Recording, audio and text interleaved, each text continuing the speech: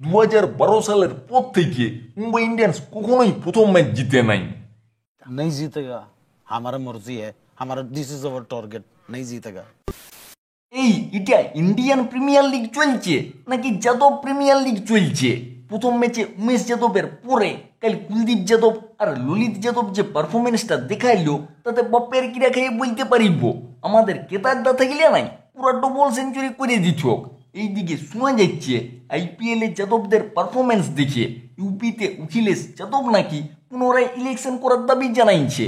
এইদিকে কাল দিল্লি বনাম মুম্বাই ম্যাচটা ছিল মুম্বাইয়ের ব্রেবন স্টেডিয়ামে, আর ব্রেবন স্টেডিয়ামের আধটায় কোনো গ্যালারি নাইব। এইদিকে টিকিটের দাম যতই 3000 টাকা হোক না কেনে বিসিসিআই উটালিয়ে বেশি ভাবনা চিন্তা না করে সামনেই থাকা জয়মা কালী কেটারার থেকে 50 টাকা পিসের প্লাস্টিকের চেয়ার ভাড়া করে এনে পাইতে দিই। ও যেন গ্রামের কোনো বিয়াঘর চলছে।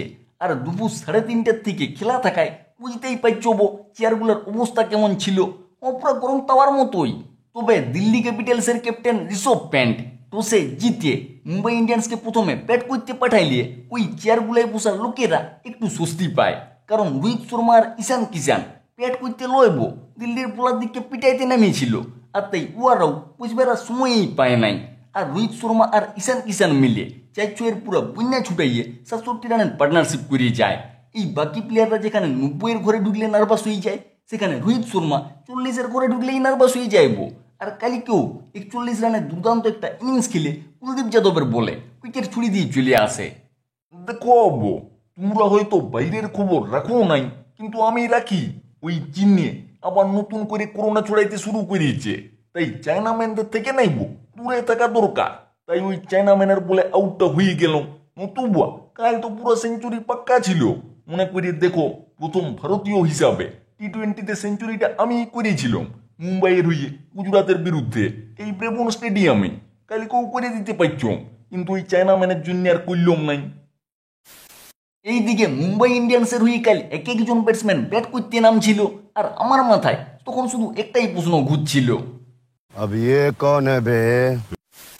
এই আগের বছর দিল্লিতে বোলার হিসাবে ছিল রাবাদা, নুকিয়া, আবেশ খান, অশ্বিনের মতো বোলাররা, আর এবছর আমাদের টাকলু মোটু আঙ্কেলের মাস্টার মাইন্ডের দৌলতে ওদের বদলে এসেছে কমলেশ নাগারকোটি, খলিল আহমেদ, লর্ড শার্দুল ঠাকুরের মতো বোলাররা। এই অকশনে প্লেয়ারদের উদমাই দাম বাড়ানোর চক্করে মোটু আঙ্কেল বিপক্ষের যেমন 12টা বাজাইছে, তেমনি নিজের টিমকেও বাঁচ দিয়ে দিয়েছে।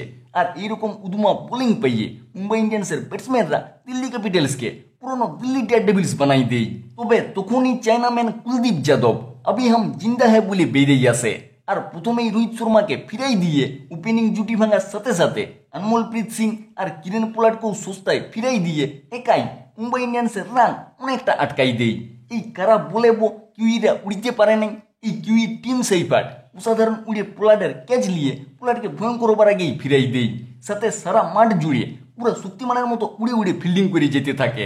ইয়ার মধ্যেই মাত্র 19 বছরের তিলক ভার্মা 22 রানে ছোট হইলেও দারুণ একটা ইনিংস খেলে যায়। যদিও কাল কমেন্টেটাররা তিলক ভার্মার এমন সুনাম করছিল যেন তিলক ভার্মা মিচেল স্টার্ককে 3টে 4 মেরেছে, কমলেশ নাগারকোটিকে লয়। দেখো এই কমলেশ নাগারকোটি হইল আমাদের নবদীপ সাইনিরই ছোট ভাই। সাইনির মতোই 140 কিমির উপরে খিড়কাইতে পারে, বাকি কোনো কাজেই লাগে নাই। এইদিকে সিএসকে থেকে বেরিয়ে যাবার পরে লর্ড শার্দুল ঠাকুর বোধ হয় 500 পাওয়ারেই হারাই ফেলেছে। কাল রোহিত শর্মার ক্যাচ মিস করার সাথে সাথে 4 ওভারে 47 রান দিয়ে দিই। ইয়ার থেকে তবু ওই সোলে সিনেমার ঠাকুর মুখে করে বল করলেও কম রান দিত। এই গোপন সূত্র থেকে জানা গেছে লর্ড শার্দুল ঠাকুরকে আবার আগে সিএসকের ফর্মে ফেরত আনার জন্যই নাকি প্রাক্তন সিএসকে প্লেয়ার শেন ওয়াটসনকে কোচ করে আনা হয়েছে।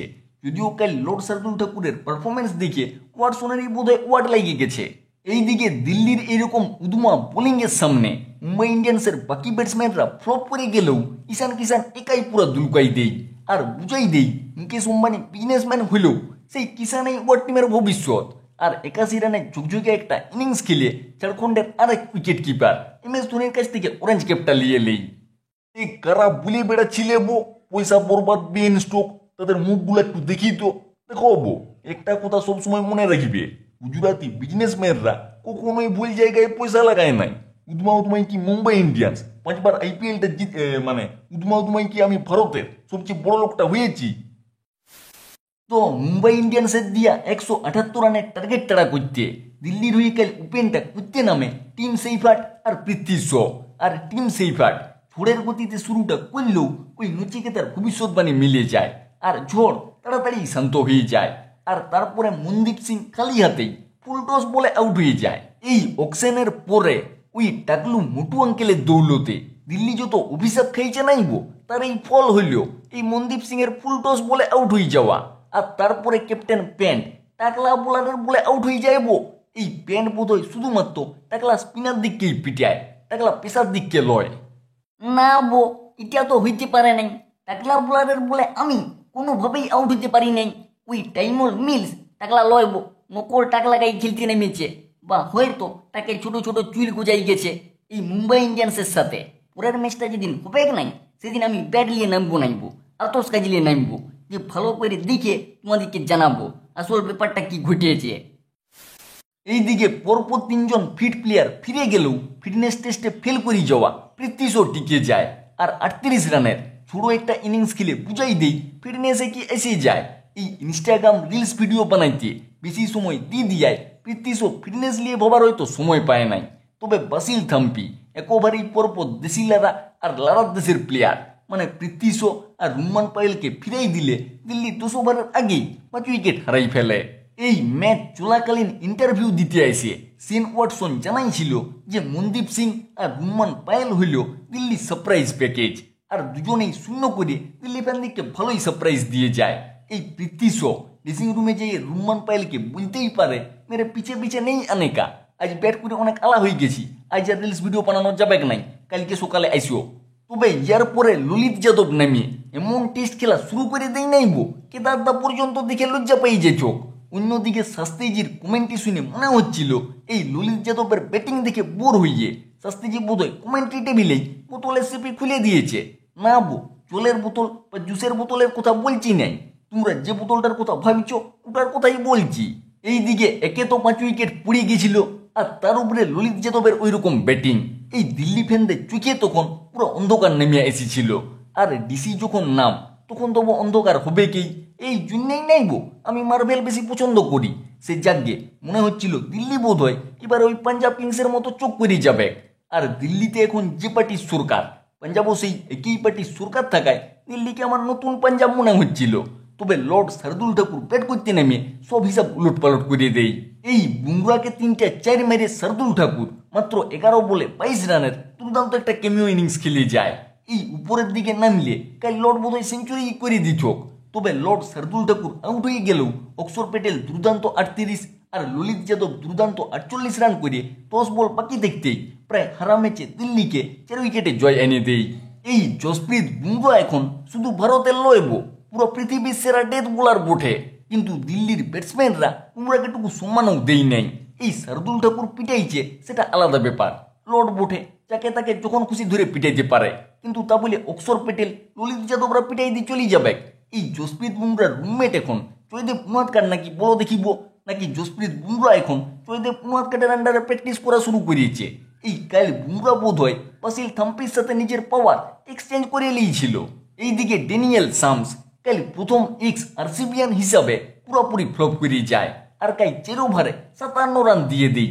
ইয়ার থেকে তবু জয়দেব উনাদকাটাও ভালো ছিল, কমসে কম হাফ সেঞ্চুরিটা তো করতেও নাই। আর লাস্ট ওভারে 24 রান দিয়ে মুম্বাই ইন্ডিয়ান্সকে হারাইয়ে ড্যানিয়েল সাম সঙ্গে সঙ্গেই যাইয়ে ইনস্টাগ্রামের কমেন্ট সেকশন অফ করে দেই, যাতে ওই ড্যানিয়েল ক্রিশ্চিয়ানের মতো হিন্দি পাখান শিখতে না হয়। আর মুম্বাই ইন্ডিয়ান্স 2012 সালের পর থেকে প্রথম ম্যাচ হারার রেকর্ডটাও বজায় রাখে। परंपरा, प्रतिष्ठा, अनुशासन। তোমরা কি ভেবেছিলে বো সিএসকে থেকে বেরিয়ে যাবার পরে আমার পাওয়ার কমে গেছে? না বো, উদমা কেউ লই লর্ড বটি, আমার পাওয়ার কখনোই কমে নাই। আসলে আমি কালকে ইচ্ছা করেই ওই রোহিত শর্মার ক্যাচটা মিস করে দিয়েছিলাম আর 4 ওভারে 47 রান দিয়েছিলাম, যাতে মুম্বাই ইন্ডিয়ান্স বেশি রান করতে পারে। বছর নাই বো অরেঞ্জ ক্যাপটা জিতার বিরাট ইচ্ছা আছে, তাই বেশি রান দিয়েছিলাম যাতে করে আমি ব্যাট করতে নামে 30-40 রান করার সুযোগ পাই। এবারে বুঝলে তো আসল কারণটা, আমার পাওয়ার কমে নাই, একেই আছে। কাল দিল্লি তবু আমাদেরকে চিটিং করে হারাইছে, 11 জনের বদলে 13 জন প্লেয়ার খেলাইছে। ওই সচিন তেন্ডুলকার, বীরেন্দ্র সেবাগ আর ব্রায়ান লারা তিনজনকে একজনের মধ্যে ভরি দিয়ে খেলতে নামাইছিল। ও তবু আমাদের কেরাতে লাগতো, তবু অত চিন্তা করবার কিছু নাই গো। প্রথম ম্যাচ তো আমরা কখনোই জিতিনি। 2012 সালের পর থেকে প্রত্যেকবার প্রথম ম্যাচ হেরে আসছি, তাও আমরা 5বার IPLটা জিতেছি, এবারও জিতবো। চিন্তা করবার কিছু নয়। এই প্রথম ম্যাচ হারাটা আমাদের প্রতিষ্ঠা, অনুশাসন, পরম্পরা। তাহলে আমি তোমাদেরকে একটা কথাই বলবো, মুকেশ আম্বানির উপরে ভরসা মুকেশ আম্বানির টিম মুম্বাই ইন্ডিয়ান্সের উপরে ভরসা রাখো। এবার তো পুরো আমরাই জিতবো, দেখবে।